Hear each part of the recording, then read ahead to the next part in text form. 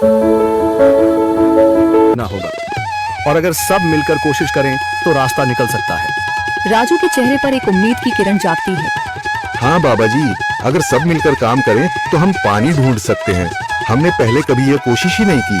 लेकिन इतनी कठिन जमीन में नया कुआं खोदना आसान नहीं। मुश्किल जरूर है, नामुमकिन नहीं। अगर हम मिलकर काम करें तो ये हो सकता है। राजू खड़ा हो जाता है, उसकी आंखों में एक नई रोशनी है। तो फिर हम कल से काम शुरू करेंगे। मैं गांव के सभी युवाओं को इकट्ठा करूंगा, हम मिलकर नया कुआं खोदेंगे। यह कहते हुए वह शामू के साथ गांव के दूसरे युवाओं को बुलाने के लिए निकल पड़ता है।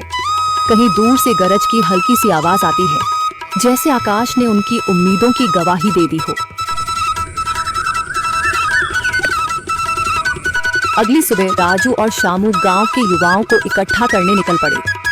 चौधरी महेश की हवेली के सामने एक भीड़ जमा है। बाबा जी, संदरी, गांव के कुछ बुजुर्ग और किसान सभी मौजूद हैं। हम हाथ पर हाथ रखकर नहीं बैठ सकते। अगर अल्लाह ने हमें हिम्मत दी है तो हमें खुद पानी के लिए मेहनत करनी होगी। हम एक नया कुआं खोदेंगे। लेकिन राजू, क्या हमें यकीन है कि वहाँ पानी मिलेगा?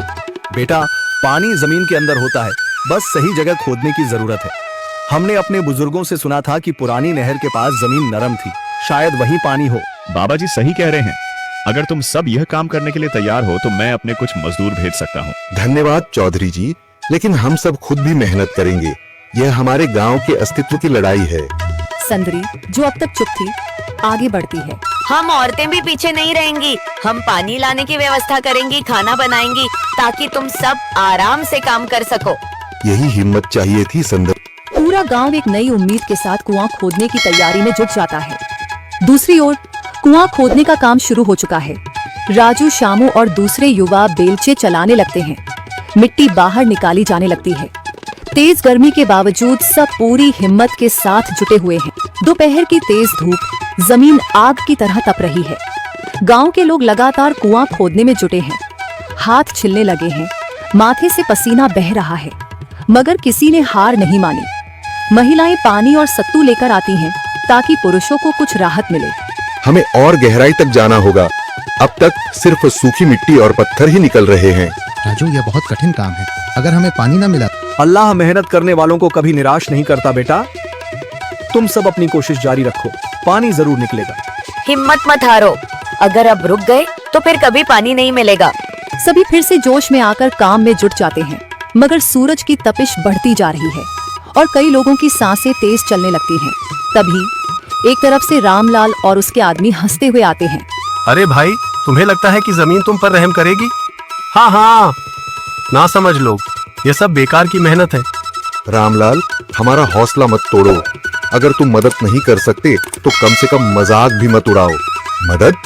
हाँ, मैं अपने कुएं का पानी बेच सकता हूँ, मगर मुफ्त में नहीं दूंगा। राजू सब अनसुना कर फिर काम में लग जाता है।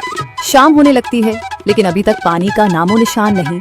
कुछ लोग मायूस होकर पीछे हटने लगते हैं। राजू, शायद रामलाल सही कह रहा है, यह सब बेकार है। नहीं शामू, हमें हार नहीं माननी। अगर आज हार गए तो फिर कभी हिम्मत नहीं कर पाएंगे। तभी अचानक फावड़ा किसी कठोर चीज से टकराता है। एक अजीब सी आवाज आती है। राजू चौंक कर देखता है और जल्दी जल्दी मिट्टी हटाने लगता है। अचानक एक ठंडी लहर महसूस होती है। सभी लोग दौड़ कर आते हैं।